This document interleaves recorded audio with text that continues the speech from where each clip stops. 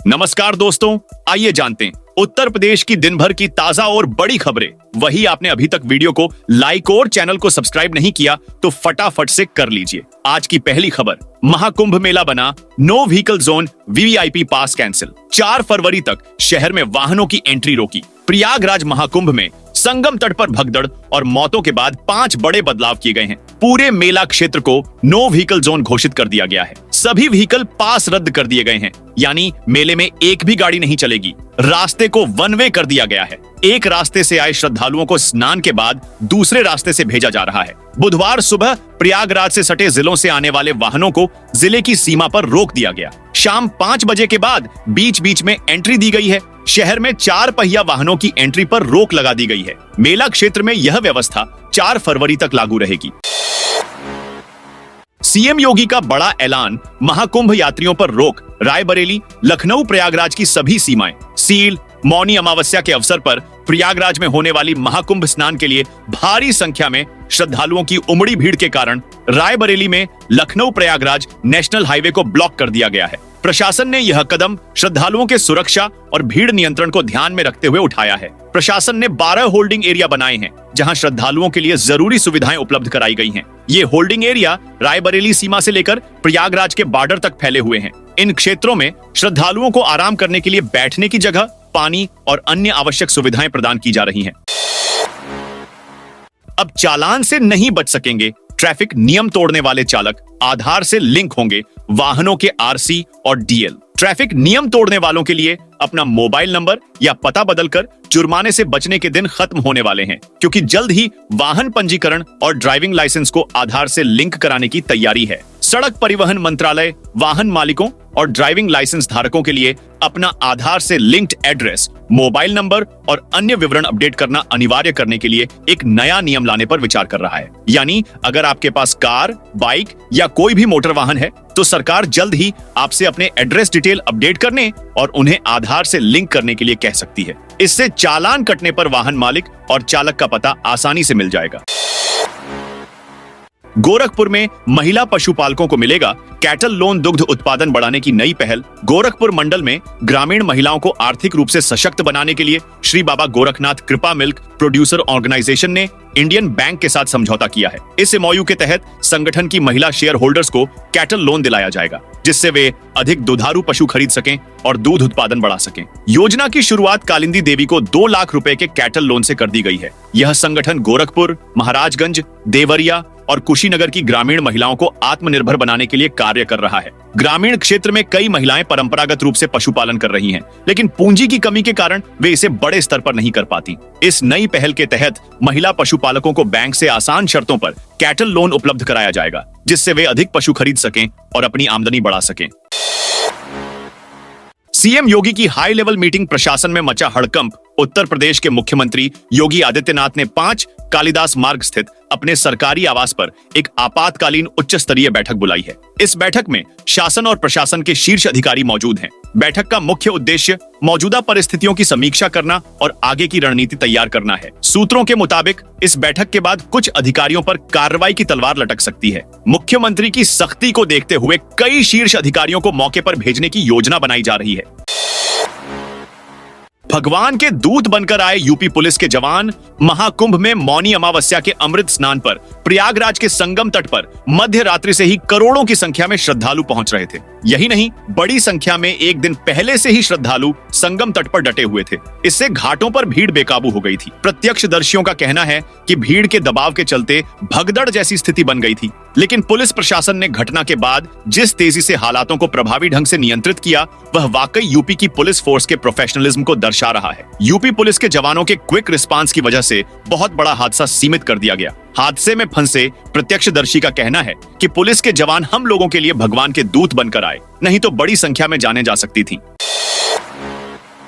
महाकुंभ में 3 शंकराचार्यों ने किया अमृत स्नान, हेलीकॉप्टर से फूल बरसाए। महाकुंभ का कल 29 जनवरी 17वां दिन है। मौनी अमावस्या पर सबसे पहले 3 शंकराचार्यों ने अमृत स्नान किया। अब साधु संत छोटे छोटे ग्रुप में अपने इष्ट देव के साथ सांकेतिक रूप से संगम स्नान कर रहे हैं। जूना अखाड़े के आचार्य महामंडलेश्वर स्वामी अवधेशानंद गिरी महाराज रथ पर निकले। नागा साधुओं ने तलवार लहराई, जयकारे लगाते हुए संगम घाट पहुंचे। निरंजनी अखाड़े के आचार्य महामंडलेश्वर कैलाशानंद गिरी महाराज ने संगम में डुबकी लगाई। हेलीकॉप्टर से संतों और श्रद्धालुओं पर फूलों की बारिश की गई। इससे पहले तड़के अखाड़ों के साधु संत अमृत स्नान के लिए निकले थे। इस बीच भगदड़ के बाद संगम पर हालात बेकाबू हो गए। प्रशासन ने तुरंत अखाड़ों से अपील की, स्नान के लिए न जाएं। साधु संतों ने बैठक की। पहले तय हुआ कि अखाड़ों के साधु संत मौनी अमावस्या पर स्नान नहीं करेंगे। हालात पर 3 घंटे में काबू पा लिया गया। सीएम ने अखाड़ों से बात की। संत अमृत स्नान के लिए राजी हो गए।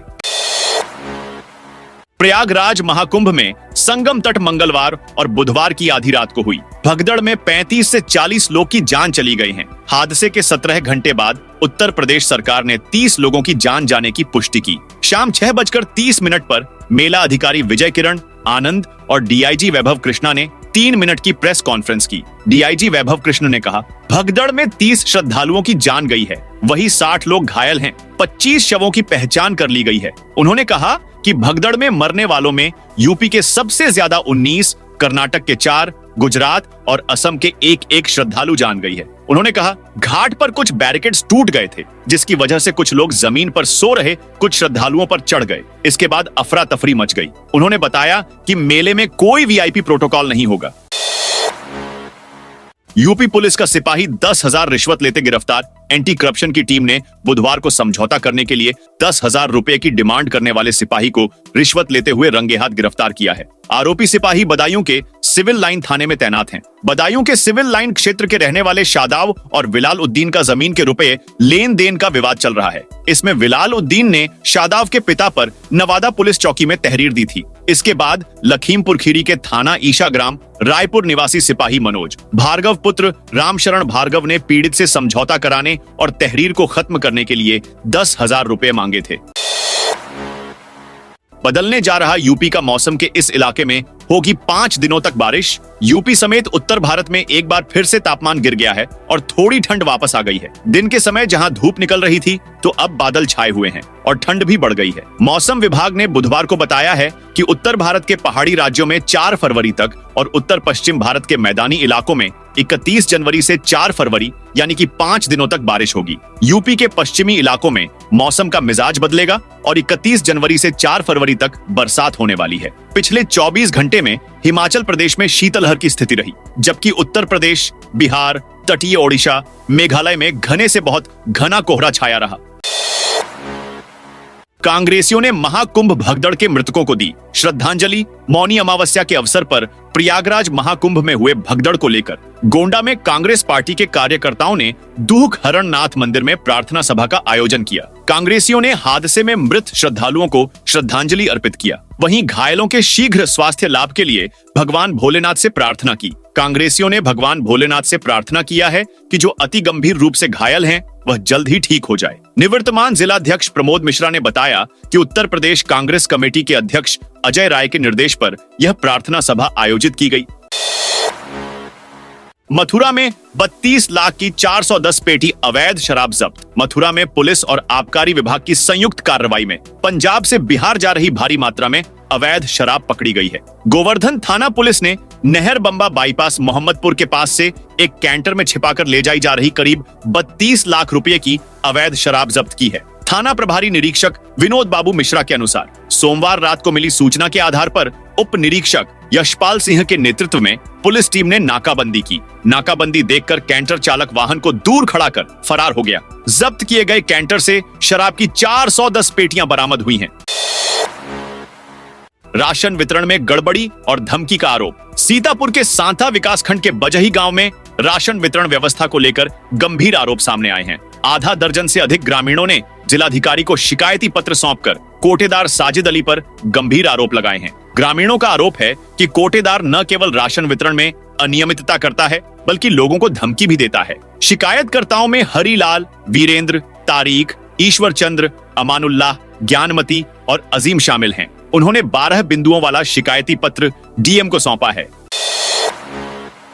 शिवपाल सिंह यादव ने सरकार पर लगाया आरोप बेईमान सरकार है। मिल्कीपुर विधानसभा उपचुनाव को लेकर समाजवादी पार्टी के नेता और जसवंत नगर से सपा विधायक शिवपाल सिंह यादव ने उत्तर प्रदेश सरकार पर गंभीर आरोप लगाए हैं। उन्होंने कहा है कि सरकार बेईमान है और निष्पक्ष चुनाव नहीं कराती है। सपा विधायक और समाजवादी पार्टी के राष्ट्रीय महासचिव शिवपाल सिंह यादव ने कहा, मिल्कीपुर चुनाव समाजवादी पार्टी जीत रही है। सरकार तो बेईमान सरकार है, निष्पक्ष चुनाव नहीं कराती है, तब भी जीतेंगे। महाकुंभ में हुए भगदड़ को लेकर कहा कि सरकार ने कुंभ मेले पर 11,000 करोड़ रुपए खर्च किए, लेकिन व्यवस्था पूरी तरह फेल रही, जिसका नतीजा यह भीषण हादसा है।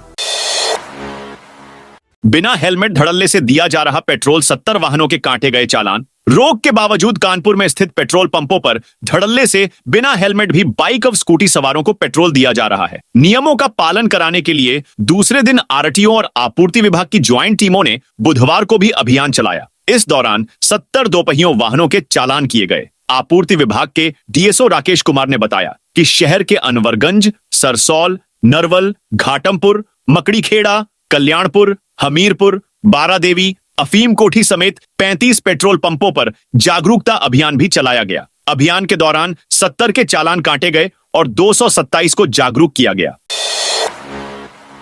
अयोध्या में हाई अलर्ट, हनुमानगढ़ी में भक्तों की भारी भीड़। अयोध्या में मौनी अमावस्या पर्व पर भीड़ नियंत्रण और सुरक्षा को लेकर व्यापक बंदोबस्त के बीच स्नान शुरू हो गया है। श्रद्धालुओं की सुगमता के लिए तुलसी उद्यान से लेकर श्री राम अस्पताल बैरियर तक रामपथ मार्ग को डिवाइडर के बीच लोहे की जाली लगाई गई है। अस्थायी दर्शन मार्ग को परिवर्तित कर दिया गया है। सभी भीड़ वाले स्थानों पर ड्रोन और सीसीटीवी से निगाहबानी की जा रही है। राम जन्मभूमि परिसर में भी अतिरिक्त व्यवस्था की गई है। आपातकालीन स्थिति यानी भीड़ अधिक होने पर 15,000 राम भक्तों के लिए होल्डिंग एरिया बनाया गया है। निकासी के लिए अतिरिक्त मार्ग रंगमहल बैरियर को भी तैयार किया गया है।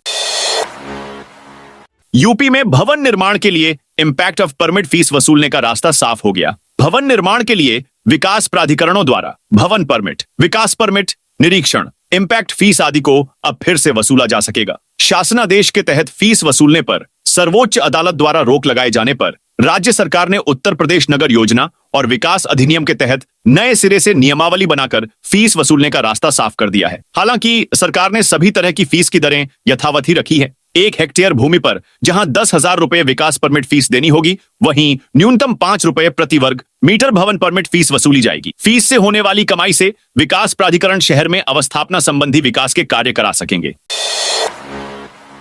महाकुंभ में मृतकों के परिवारों को 50 लाख दे सरकार। कानपुर के सिविल लाइंस स्थित ज्वाला देवी गेस्ट हाउस में प्रतिनिधि व्यापार मंडल उत्तर प्रदेश की ओर से व्यापारी महाकुंभ का आयोजन किया गया, जिसमें महाकुंभ में हुई घटना के मृतकों को श्रद्धांजलि दी गई और सरकार से प्रत्येक मृतक के परिवार को 50 लाख रुपए की सहायता राशि देने की मांग की गई।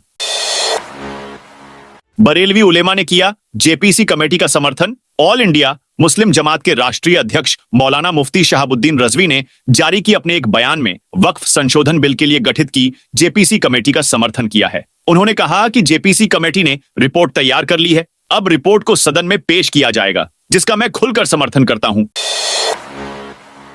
प्रयागराज के महाकुंभ में भगदड़ के बाद शासन प्रशासन पर कई बड़े सवाल उठाए जा रहे हैं। ऐसे में सोशल मीडिया पर महाकुंभ मेला के कमिश्नर विश्वास पंत की एक वीडियो सोशल मीडिया पर वायरल हो रही है। वायरल वीडियो में यह देखा जा सकता है कि महाकुंभ मेला के कमिश्नर विश्वास पंत हाथ में माइक लिए कह रहे हैं, सभी श्रद्धालु सुन लें, यहां लेटे रहने से कोई फायदा नहीं है, जो सोवत है सो खोवत है। उठिए उठिए, स्नान करिए, ये आपके सुरक्षित रहने के लिए कहा जा रहा है। भगदड़ मचने की संभावना है, आप पहले आ गए हैं तो आपको सबसे पहले अमृत मिल जाना चाहिए। सभी श्रद्धालुओं से करबद्ध निवेदन है, उठें उठें उठें, सोए ना।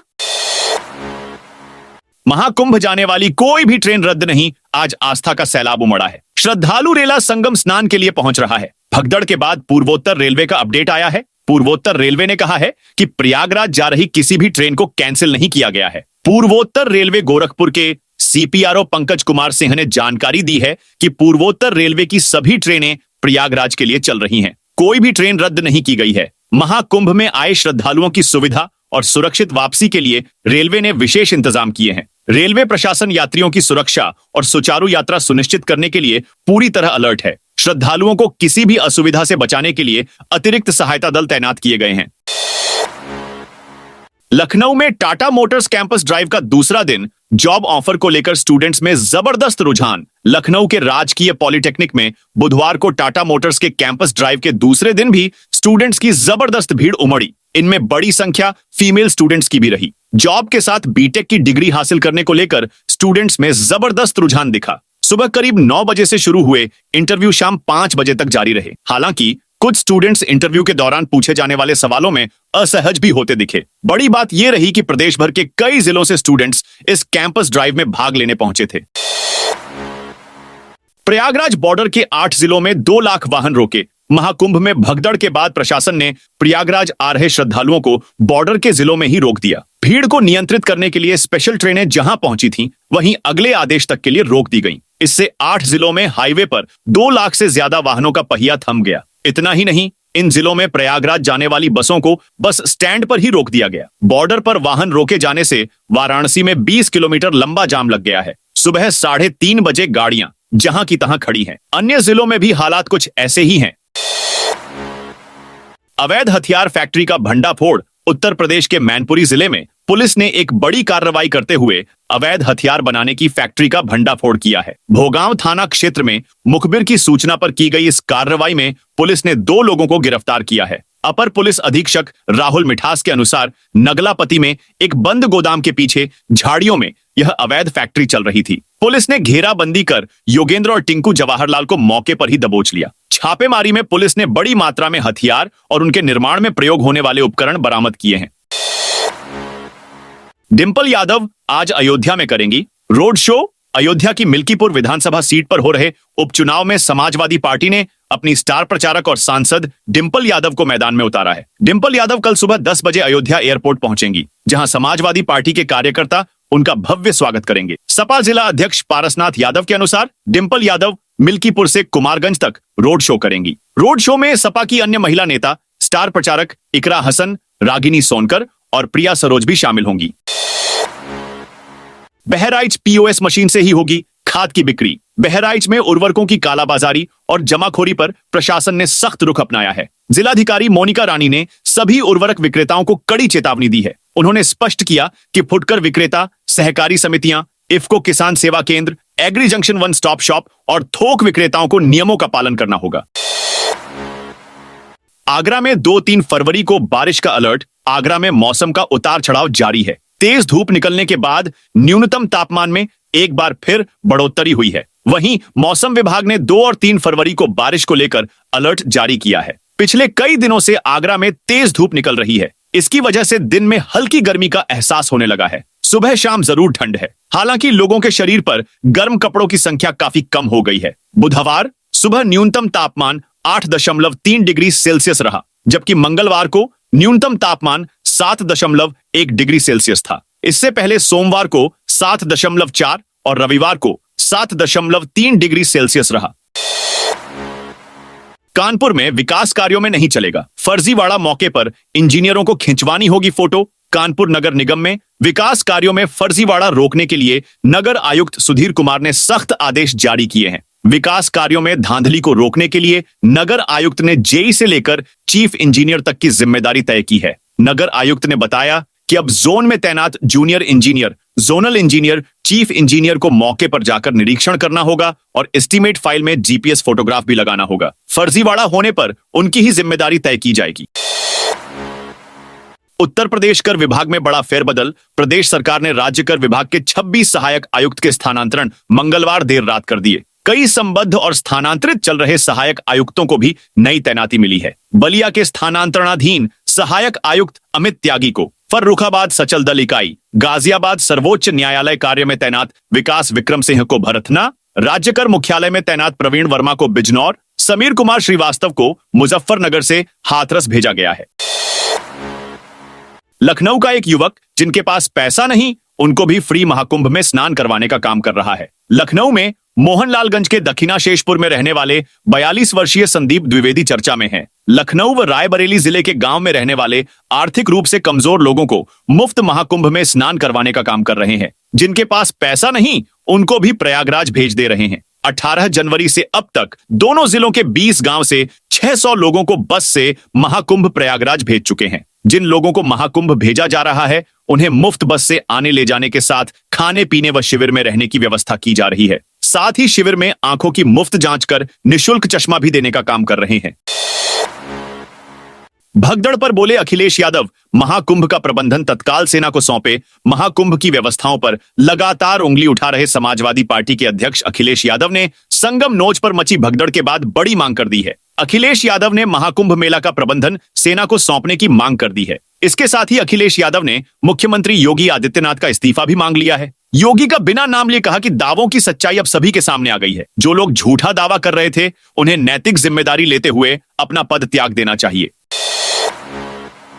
आरटी एडमिशन के लिए सबसे ज्यादा लखनऊ से आवेदन आए। शिक्षा का अधिकार के तहत स्कूलों में दाखिला लेने को लेकर द्वितीय चरण की आवेदन प्रक्रिया पूरी हो चुकी है। सूबे में आरटी में दाखिले के लिए लखनऊ वालों ने बढ़ चढ़कर हिस्सेदारी की है। प्रदेश में लखनऊ से सबसे ज्यादा 7,138 आवेदन किए गए हैं। सबसे कम 179 आवेदन चित्रकूट में हुए हैं। मुरादाबादियों में भी आरटी दाखिलों को लेकर जागरूकता है। यह आवेदन करने में प्रदेश में 5वें स्थान पर है। आरटी के दूसरे चरण में आवेदन करने में कई जिलों के अभिभावकों ने उत्साह दिखाया है। महाकुंभ भगदड़ के बाद संगम की अब हेलीकॉप्टर से निगरानी। महाकुंभ में भगदड़ के बाद अब हेलीकॉप्टर से निगरानी की जा रही है। श्रद्धालुओं की भारी भीड़ में हर हरकतों पर नजर रखी जा रही है। कुंभ मेला क्षेत्र में हेलीकॉप्टर उड़ते दिखाई दे रहा है। प्रशासन हाई अलर्ट पर है। उधर मुख्यमंत्री ने राजधानी लखनऊ में प्रदेश के मुख्य सचिव, पुलिस महानिदेशक, गृह विभाग के प्रमुख सचिव तथा अपर पुलिस महानिदेशक एवं अन्य वरिष्ठ अधिकारियों के साथ हाई लेवल बैठक की। आज से यूपी के फतेहगढ़ में अग्निवीर भर्ती शुरू हो गई। सेना भर्ती कार्यालय बरेली की अग्निवीर भर्ती रैली 29 जनवरी से फतेहगढ़ छावनी में शुरू होगी। रैली का आयोजन मुख्यालय भर्ती क्षेत्र लखनऊ के तत्वावधान में स्टेशन कमांडर, फतेहगढ़ छावनी और फतेहगढ़ नागरिक प्रशासन के सहयोग से किया जा रहा है। Agniveer general duty, office assistant, technical और ट्रेड्समैन के लिए 10,000 से अधिक शॉर्टलिस्ट किए गए अभ्यर्थियों के लिए यह भर्ती रैली आयोजित की जा रही है। इसमें हरदोई, पीलीभीत, सीतापुर, बरेली, बहराइच, बलरामपुर, बदायूं, फर्रुखाबाद, लखीमपुर, संभल, शाहजहांपुर और श्रावस्ती के अभ्यर्थी प्रतिभाग करेंगे। जिन अभ्यर्थियों ने ऑनलाइन सीई पास कर लिया है वे फतेहगढ़ में रैली में भाग लेने के लिए पात्र हैं। मौनी अमावस्या पर अयोध्या राम मंदिर में आज रामलला के दर्शन लगातार 18 घंटे होंगे। मौनी अमावस्या पर श्रद्धालुओं की बढ़ती संख्या हो देखते हुए श्री राम जन्मभूमि तीर्थ क्षेत्र ट्रस्ट ने निर्णय लिया है कि आज रामलला के दर्शन लगातार 18 घंटे होंगे। रामलला का दर्शन सुबह 5 बजे श्रृंगार आरती से लेकर रात को 11 बजे तक यानी शयन आरती तक लगातार होगा। इस बीच पट बंद नहीं होगा। इससे श्रद्धालुओं को निर्बाध दर्शन मिल सकेगा। मीडिया प्रभारी शरद शर्मा के मुताबिक ट्रस्ट का मानना है कि ज्यादा से ज्यादा श्रद्धालु अपने आराध्य का दर्शन कर सकें, इसलिए इस व्यवस्था को अत्यधिक भीड़ रहने तक जारी रखा जाएगा। सामान्य दिनों में सुबह 7 बजे 9:30 बजे तक दर्शन करने की व्यवस्था है। उन्होंने बताया, अब कुछ दिन तक नई व्यवस्था के तहत इस अवधि के बीच बीच में होने वाली आरती को भी देखने का सौभाग्य श्रद्धालुओं को दर्शन के दौरान मिलता रहेगा। परिसर के सुरक्षा सूत्रों के मुताबिक भीड़ नियंत्रण के लिए यह व्यवस्था लागू की गई है, क्योंकि इन दिनों 1 मिनट भी श्रद्धालुओं को रोका नहीं जा सकता है। यूपी की इस यूनिवर्सिटी में बिना नेट पीएचडी करने का अंतिम मौका। यूपी के दीनदयाल उपाध्याय गोरखपुर विश्वविद्यालय से पीएचडी में प्रवेश को लेकर अहम खबर है। डीडीयू में पुराने अध्यादेश के आधार पर ही शोध पात्रता परीक्षा 2024 का आयोजन होगा। यानी जिन अभ्यर्थियों ने यूजीसी की राष्ट्रीय पात्रता परीक्षा क्वालिफाई नहीं किया है वे भी इस परीक्षा में शामिल हो सकेंगे। बिना नेट उत्तीर्ण हुए पीएचडी करने का यह अंतिम मौका होगा। दोस्तों, यह थी उत्तर प्रदेश की दिन भर की ताजा और बड़ी खबरें। जय हिंद, जय भारत।